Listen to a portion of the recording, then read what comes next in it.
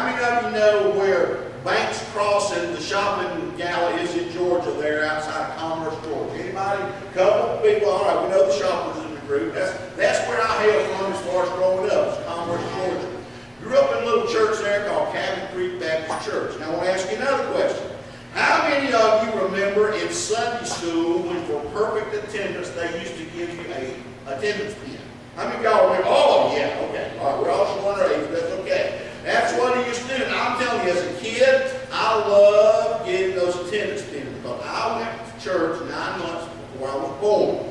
And I loved getting that perfect attendance Sunday school pin. Now, if you remember, they gave you a pen, I think, and it was a couple of different color pens for the first 2 or 3 years. Then they gave you a wreath. And then y'all remember, they started making those bars that you hung on your Sunday school pin. And every year that you came to Sunday school and didn't miss a Sunday, they'd give you another bar. And you just sort of hang that thing on you like a medal. Well, a fellow several years ago by the name of Dan McBride wrote a song about those Sunday school pens, and I'd like to share it with you. And it's called My Sunday School Pen. It goes like this. Oh, my Sunday school pen was too long for my coat, and it hung all the way to the floor. For I hadn't missed a Sunday in 43 years, and next year would have been 44. It began on the morn of the day that I was born, when the cradle rolled added my name, and in rich or in poor, in sickness or in health, my attendance went on just the same. 40 years without missing a single service. I guarantee that got me plenty nervous, but it stopped short when I fell and broke my shin. When I tripped on my Sunday school pen. Oh no.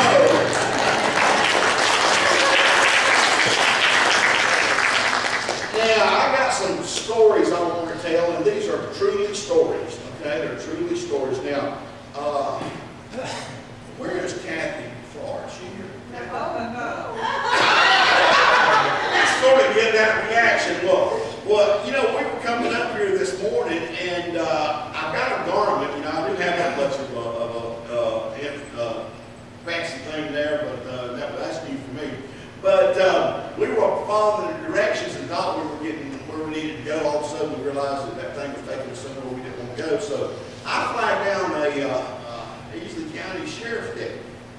I thought he'd know what a church was, and I asked him where, Area Baptist Church was, and he gave me directions. And then he looked at me and he said, "Do you know a lady over there by the name of Kathy Parr?" And I said, "Well, no, sir." I said, "We don't know anybody over there. We're going to visit the sheriff program this morning." I said, "Why do you ask?" He said, "Well, it's kind of funny. Last night I was patrolling over in that area, and there's a big telephone pole out in front of the church." He said, "I drove by, and there was a lady standing out there, and she had her hand up in the air, leaning on the telephone pole, and she was snapping her fingers and gazing off into space." Just standing there, leaning against the pole, snapping her fingers. And he said, "I drove on by, but he said, I got to thinking about it. He said, I might better go back and check on that." So he said, I drove back, I pulled in the parking lot, I got out, I went up to the lady, and I said, "Ma'am, what are you doing?" She looked at me, she says, "Don't bother me, officer." And I said, "Well, ma'am, what are you doing?" And she said, "Don't bother me, officer, I'm doing something important." He said, "Well, ma'am, what are you doing?" And she said, "Officer, don't bother me, I'm keeping the elephants away." The officer said, and I looked at her and I said, "You doing what?" And she said, "I'm keeping the elephants away." And the officer said, I looked at her right now and I said, "Ma'am, they ain't an elephant within 100 miles of here." And she looked me right back in the eye and said, "I'm doing a good job,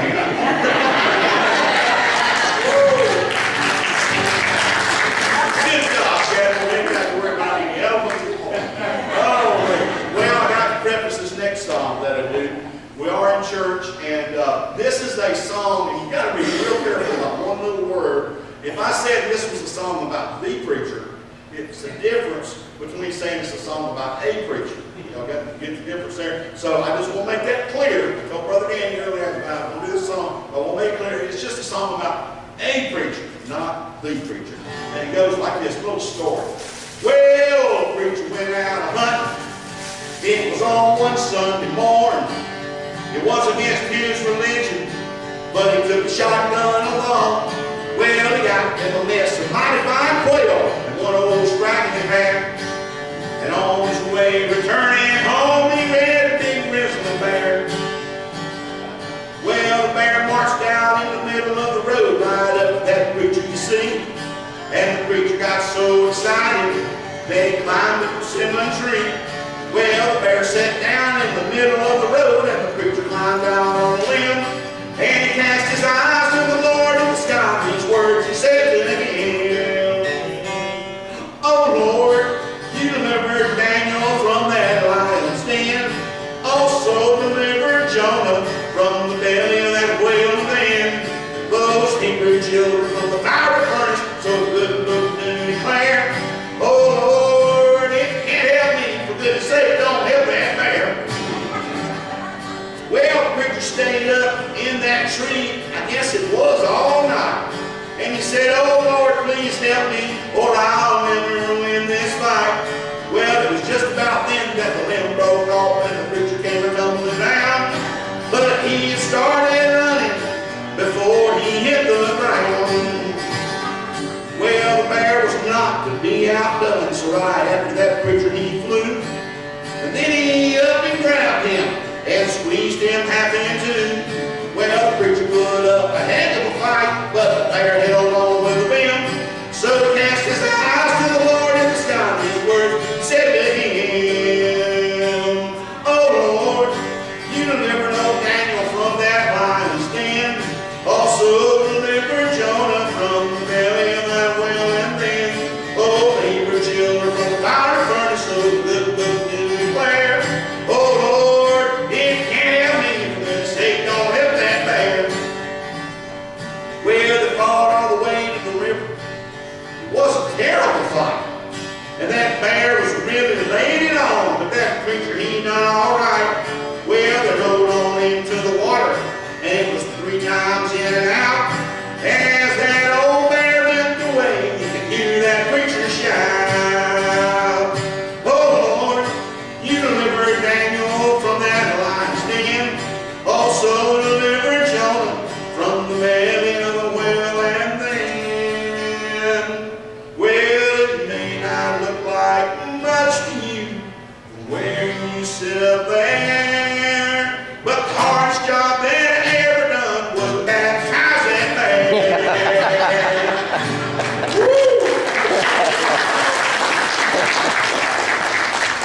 Amen. Where? Yeah. You know, I admit I know Jimmy Kirkland. I admit it. I love this guy. He and I sang quartets together with singing churchmen, and it's kind of like this the whole time. I'd be nudging him, saying, "Jimmy, where are we?" And he'd nudge me back and say, "I don't know." And, you know, all this kind of thing. We'd have a great time. But now, y'all might not know about this. Jimmy was raised on a farm, and Jimmy has a special talent that no one in this room, I'm sure, knows about. Here's what that talent is. One time Jimmy was milking his cow. He had a pet cow called Gertrude. He loved that cow, and he could milk that cow and get more milk out of that cow than anybody else that grew up on his farm. And he was out there milking that cow, and all of a sudden this guy with his full satchel comes walking up. He was a traveling salesman. And he come up talking to Jimmy. Jimmy says, "Well, I can't stop right now." Said, "I got to finish milking this cow, and I got to get to school." And the man said, "Well, listen, it's not going to take but a minute." And Jimmy put his head down against that cow. And he reached up under and he grabbed the milk sack and kind of raised it up. And he kind of put his head down real close to that cow and he said, "Okay, you got 5 minutes to stop at 8:25. And that salesman looked at Jimmy just with eyes got as big as saucers and he said, "Wait a minute, you mean you can tell time by putting your head on the side of the cow?" And Jimmy said, "Yes, sir, I sure can. I've been doing that for years." And the guy, he forgot all about selling Jimmy something. He wanted to know about this cow deal. So he said, "Show me how to do that." Jimmy said, "Yeah, I'll show you how to do that. Come on, sit on this milk sack." So he did. And Jimmy said, "Now put your head down on the side of that cow about right here." So he did. And he said, now reach your hand up on there and grab that milk sack with both hands. And so he did. And Jimmy said, now put your head down a little further. So he did. And Jimmy said, now if you'll raise that milk sack up a little bit, you can see that clock on the wall right over there. That really didn't happen. Oh, I mean, every church loves the Bible. And this is one Bible that I would have loved to have been at.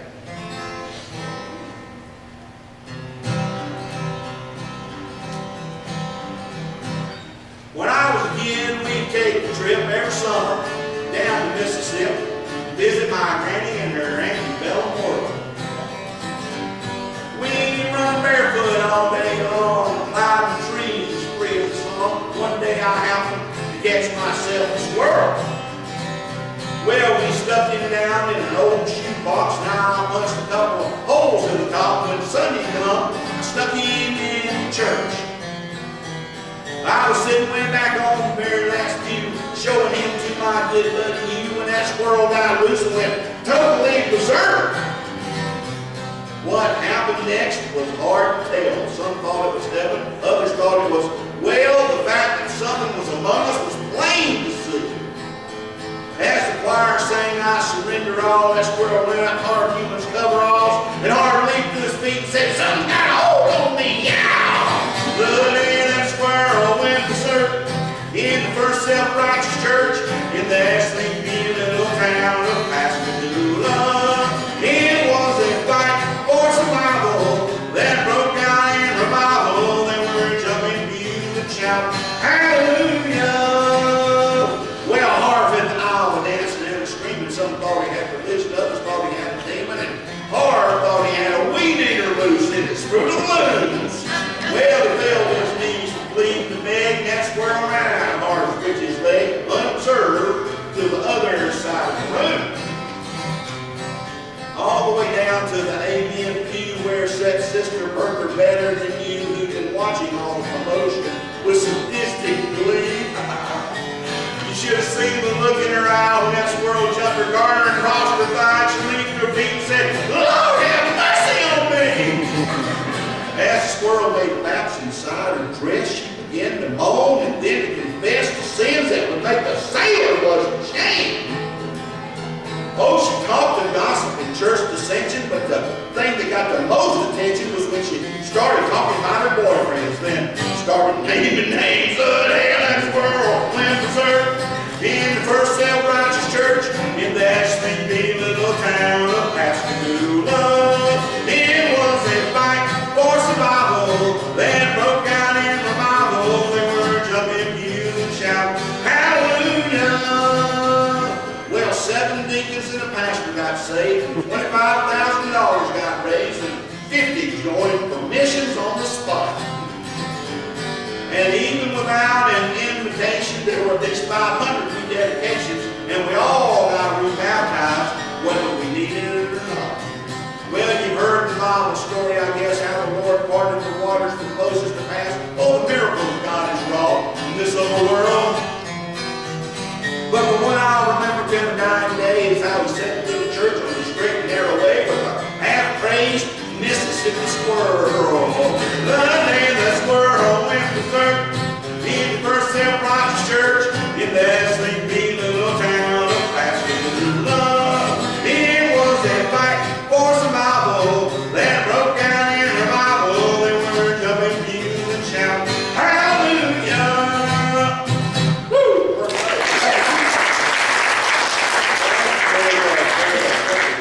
About on the time here. I got one more little song I want to do for you because this is a song about human nature. I love songs. Now I need y'all's help on this song. It's a little song called Foolish Questions. Now just give you a little idea of what this is going to be like. I was sitting like this in front of a group one time, just about ready to start. And a little fellow about 12 or 13 walked by me. I'm not putting him down because I asked these same questions and so did you. He looked at me and I'm sitting just like this, and this is what he asked.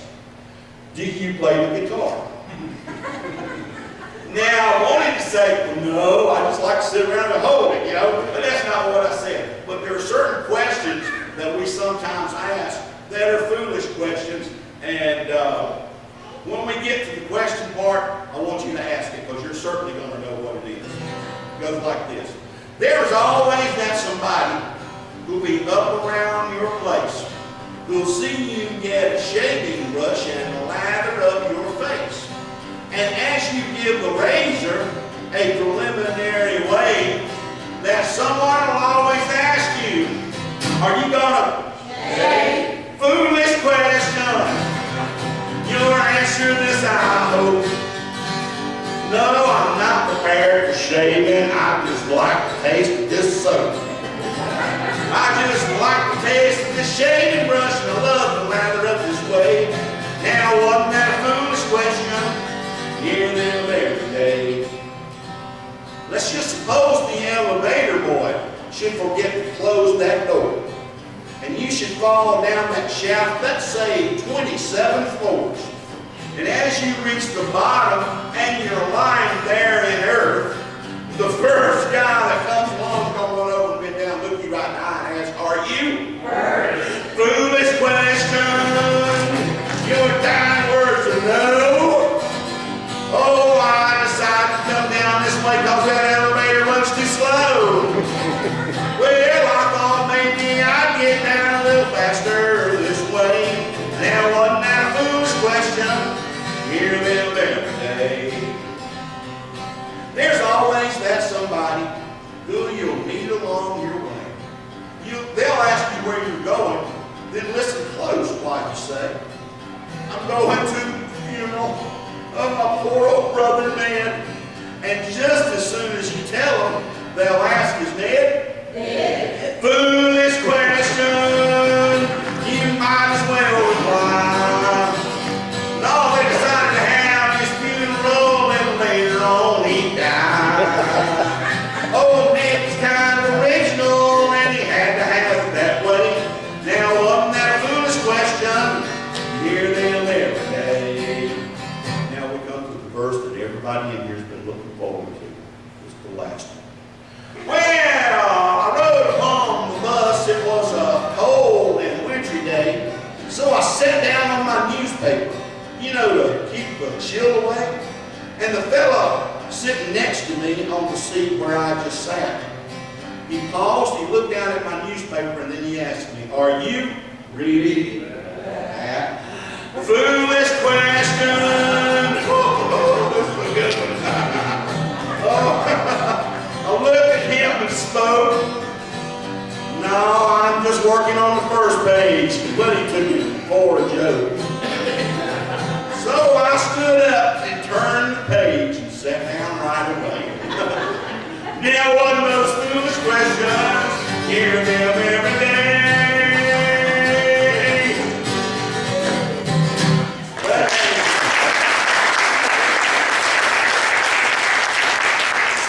But sometimes I think God sings this song in heaven about us. What a foolish question. Have you ever been to a life where you're just looking at, oh, I don't know what's going to happen to me, Lord? And God says, what a foolish question. Oh, Lord, I don't have enough money for the month. What am I going to do? And God says, what a foolish question. Oh, God, I've got this illness, and maybe I'm going to die before I want to die, Lord, and I'm scared what I'm going to do. And God says, what a foolish question. We serve a great God. He loves it. And I appreciate the opportunity to do this. And I do want to make one little thing. I would like, I don't know, Jimmy, how we can do this, but I've got a little red piece of paper here.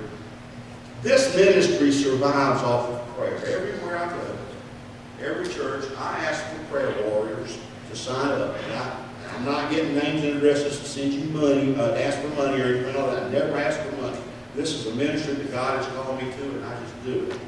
But I would like to put you on my prayer team. Right now, my prayer team is close to 100 people, and I would like to go over that 100 here at this church. So if you would be willing to be a prayer partner for me, I would really appreciate you signing up on this little slip. I'm just going to put them, where can I put them, Jimmy? Somewhere. And if you would just take one and fill it out and just lay it back on the table, and we'll check on it before we leave and make sure that we get those names. But we'll add you to our prayer list, and I'll also add you to a little newsletter that I do. I share with what's going on in other churches with their senior adult groups that I visit at different times, and we really appreciate it if y'all would do that. Thank y'all for letting me be a part of this program this morning. I think we're going to have a little bit more on the program a little bit later. But God bless you, and thank you.